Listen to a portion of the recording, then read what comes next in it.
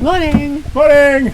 We're in Tottenham and Michael was talking about sewage and there's some beam engines and we're not going to visit them and there's a Lidl. That's what we need to say. Which we're also not going to visit. And the beam engines run on every second Sunday, or sorry, not every, I guess that would, not every second Sunday, but the second Sunday of every month between, I believe it's May and November. And it's between this is the May, third Sunday. Yeah, it's between May and November, but we're on the third Sunday, so we don't get to go. And what were you saying that was over there? So these are the filter beds over here. Big beam engine back up there would have rotated and used giant pistons to move large amounts of fluids across to the filter bed, where the solids would be filtered out by sand, etc., and the rest would end up eventually becoming cholera or possibly water. Our Nicholson's guide calls it a marvel of Victorian public health engineering, and I'm just like, that's a polite way of putting it. Yes, it was. You know, it's supposed to be. They actually are supposed to be really quite big, beautiful engines that are, you know, like the ones we saw in Leicester. It would be cool to see them in operation, but it's the wrong Sunday, so.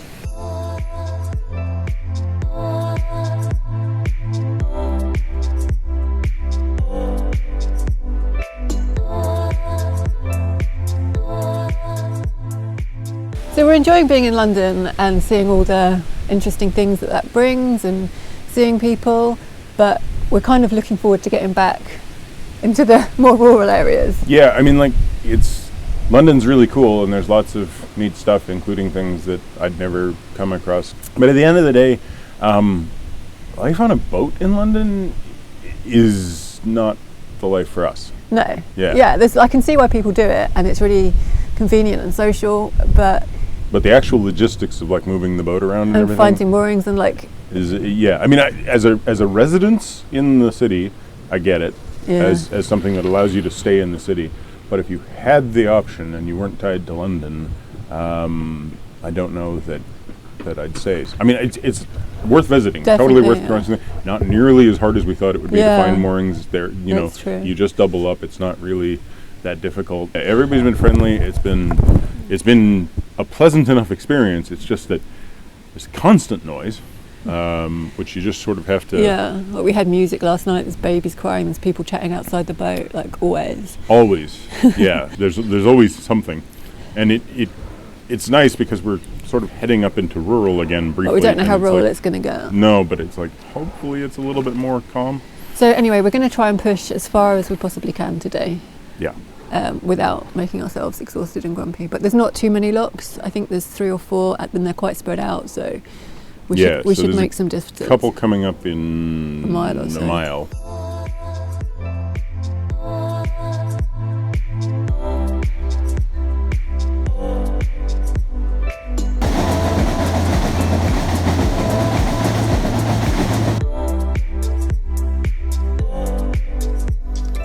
Considering everything behind me was at one point part of the sewage treatment system of London, kind of amazing the amount of wildlife and plant life and everything that's, you know, regrown here. I mean, it makes sense. It is a fertile bit of soil, but yeah, if you go to Rome and you see the Cloaca Maxima, it doesn't look quite as nice as this. Not sure that I'd want to necessarily walk around on it though.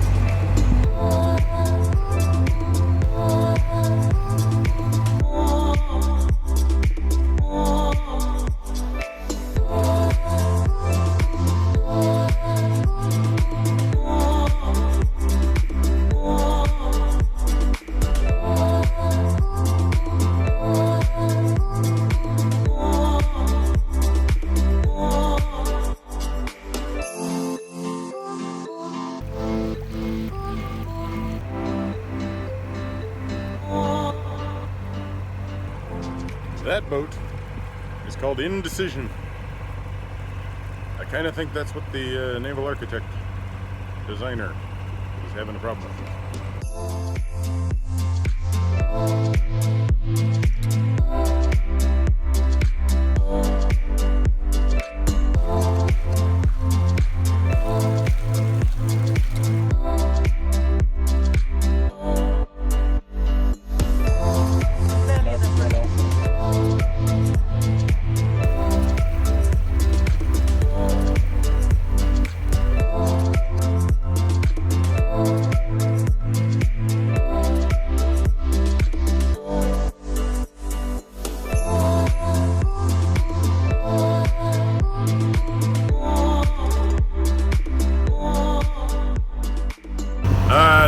scent that I would describe as durianish or jackfruity, which means we are near a garbage incinerator.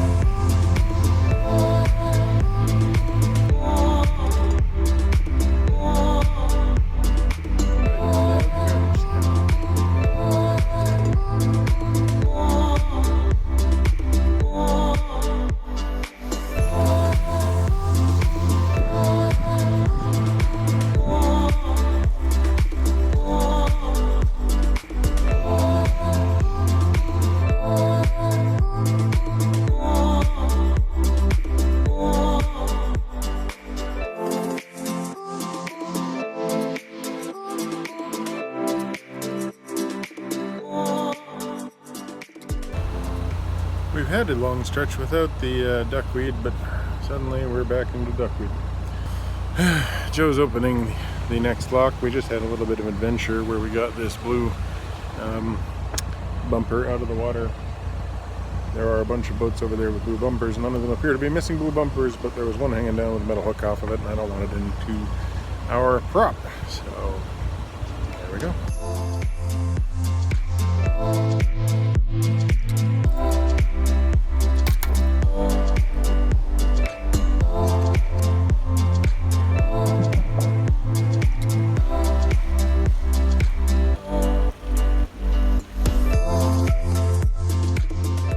So that's the M25 Ring Road, the really large motorway that circles London and that basically kind of delineates Greater London from not Greater London. As I understand it, we're currently in the south, and then we'll pass this thing and be not in the south, or at least not in London, not in proper London. London proper? I don't know what you call it. Anyway, it's outside the M25. It's like being outside the Beltway if you're outside the Beltway.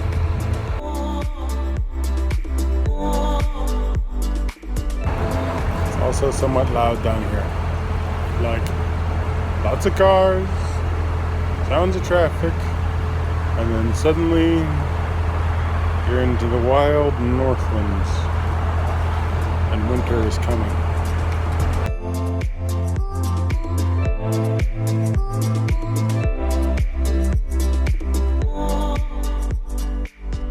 This is recording.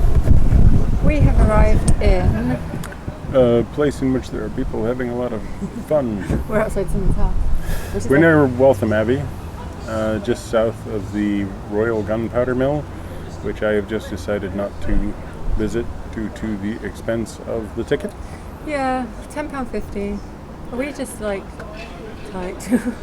Yeah, it's just, we gotta live a little cheap, unfortunately, and £10.50 for like a venue that you're taking kids to and stuff sounds like fun because they got like a mad science lab where they blow up gunpowder and stuff. Ooh, sounds cool. But for me, the thing that would be of most interest would be sort of this display of rocket engines and some historical things around gunpowder itself. So I'll just tell you, gunpowder came from China. It's made primarily of saltpeter, carbon, charcoal, or basically carbon.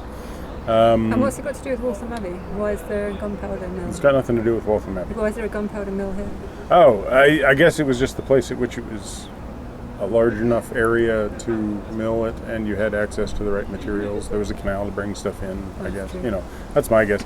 Because basically, gunpowder became popular here, after, it arrived from the Chinese. And it's famously was used in the gunpowder plot. I remember. The 5th of November, gunpowder, treason, and plot. When somebody actually entered Parliament with good intentions. And And basically that's, yeah, so, this is the place where the gunpowder was milled for a long time, including, like, it was bombed in World War II, V-2 bomb it actually blew up above here, apparently, and landed partially on the mill's grounds, and, it was a major supplier of arms and stuff for the military and things. So it's, it is kind of interesting history, but not interesting enough to justify £10.50 for one person. For really, there's about 6 exhibits that sound really interesting, and the rest of it is more aimed at kids and stuff. So yeah, if it was £5, you'd probably go. If it was even like £8, I don't know. I'm just cheaping out. So instead, I might walk over to the Waltham Abbey grounds where there's some ruins. See what they're. And a Lidl is nearby, so I might walk to the Lidl and get some, big goods. If this boat's any left. Yeah. We cruised for 5 hours today. We came through a number of locks, some of which were automated, and you just got to press some buttons. Some were half automated. One was not automated at all. Didn't like that one. They were really heavy. No, yeah, those were incredibly heavy steel and wood gates. And when you opened the paddles, the boat went all over the place. So yeah, because the bottom gates. Hang on, which ones kept swinging open? The bottom gates. Yeah. Yeah, the bottom gates, like they're really heavy to shut, but they kept swinging open. So you have to run and open the paddles really quickly. Otherwise, by the time you do that, the bottom gates are completely opened and the water just goes all the way out. Yeah. So I pushed the boat back to keep one of them closed, but I couldn't keep both of them closed. So I would open the paddle really quickly, which in an ideal world you wouldn't do. So then, of course, Michael's just sort of being shoved all over the place. I mean, it wasn't bad, but it was enough that we kind of dislodged a few things inside the boat and had a bit of a bump. And that was called, in our Nicholson's guide, it's called Pickett's Lock, but on the lock it says formerly Pickett's Lock. Formerly, not formerly.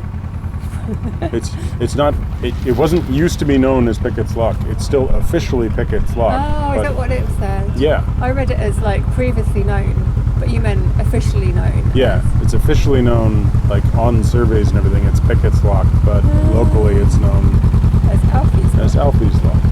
That's George getting attentions. George has a new ball. George is happy about that. George is unhappy about the ball I sacrificed to put on our pin right here. And we just passed through the M25. Passed under it. We didn't pass through it. Passed Stop the traffic and be like, boat coming through. Everybody, stop everybody. And we no aqueduct. We also went past. Wouldn't that be funny if there was a boat level crossing? We tailbacks for days. Yeah. Actually, the level crossing idea would be kind of funny, right? You'd beep, beep, beep, beep, beep, and then you'd watch everybody start backing up, and then you'd see everybody come backing up this way, because it's a circular road. So you'd be like, by the time you got one boat across, everybody would just be like, it's a complete froze. It totally stopped. And then, need to finish the Stort and the Lee. Stort first, probably. I'm a little bit happier, even though we're urban here. There's slightly less boats about. And slightly. And there's more open space. Yeah. So do you think we're going to carry on tomorrow, or do you want a day here? Dunno. We'll just see how we're feeling tomorrow. I'd like to have some time to work, but I kind of like the idea of carrying on. Today we got off at 8 o'clock in the morning and like... Well, no, we left at 9. 9, okay. We got off at 9 o'clock in the morning. We got up and moving at 8 o'clock in the morning. We got off the chalks at 9 o'clock in the morning. We made it up here by, 2 in the afternoon. It feels like a good day's travel. We've traveled a couple of pages on the book. We've halved the distance at least to the junction. Yeah, we're about a third of the way to the end from where we started. I think 2 more days will be at the end. Yeah, so that's pretty good. Yeah, we haven't exhausted ourselves. We haven't got to the stage where we stopped and then just only have the effort to collapse. Fall asleep. Yeah. So we were actually able to, securely moor up, which is a good thing. Yeah. So that's today. I'm gonna go do a little walk. You go to the Abbey and to Lidl and then scout out. But I can't do that with George. So scout out if there's anywhere I can take George when you get back. All right. Yeah. And then, so thanks for watching. Like, quick comment, bell thing, thumbs up, that's the word. And subscribe.